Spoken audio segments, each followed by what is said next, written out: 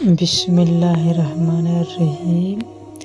اس کے نبی میں چور کو معاف کر دینا۔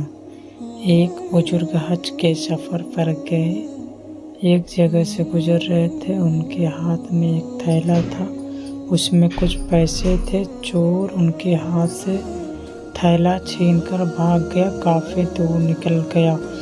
اچانک اس کی آنکھوں کی روشنی ختم ہو گئی، اس چور نے رونا شروع کر دیا۔ لوگوں نے پوچھا، بھائی کیا ہوا؟ تو کہنے لگا، میں نے ایک آدمی کا بڑا تھیلا چھینا ہے، وہ کوئی بڑا اللہ کا قریبی بندہ لگتا ہے، میری آنکھوں کی روشنی چلی گئی، خدا کے لیے مجھے اس کے پاس لے کے چلو تاکہ میں اس سے معافی مانگ سکوں۔ لوگوں نے پوچھا کہ کہنے لگا، فلاں نائی کی دکان کے قریب پہ۔ لوگ اس کو اس دکان پر لے گئے۔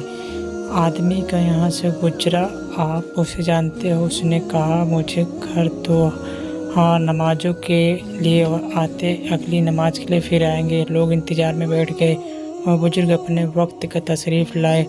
لوگ اس چور کو ان کے پاس لے گئے تو اس چور نے جا کر ان کے ہاتھ پکڑ لیا اور پا کر کہ مجھ سے غلطی ہوئی، گناہ کا نادم ہوں، شرمندہ ہوں، میری آنکھوں کی روشنی چھن گئی، آپ نے پیسے واپس لے لیجئے اور مجھے معاف کر دیجئے تاکہ اللہ تعالیٰ میری آنکھوں کو ٹھیک کر دے۔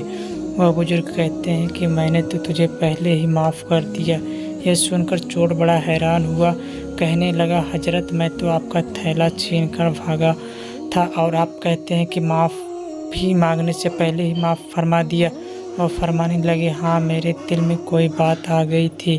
فرمانے لگے، میں نے ایک حدیث پڑھی ہے جس میں نبی اکرم صلی اللہ علیہ وسلم نے فرمایا ہے کہ قیامت کے دن جب میری امت کا حساب پیش کیا جائے گا تو میں اس وقت کا میزان کے قریب رہوں گا جب تک میری آخری امت کا فیصلہ نہیں ہو جاتا۔ میرے دل میں یہ بات آئی کہ اگر میں نے اس چور کو معاف نہیں کیا تو قیامت کے دن یہ مقدمہ پیش ہوگا اور جتنی دیر سے میرے مقدمے کا فیصلہ ہونے میں لگے گی، اللہ کے نبی علیہ السلام کو اتنی دیر جنت سے باہر رہنا پڑے گا، اس لیے میں نے معاف کر دیا کہ نہ تو مقدمہ پیش ہوگا، نہ ہی میرے محبوب کو جنت جانے میں دیر لگے گی، وہ جلد جنت میں تشریف لے جائیں۔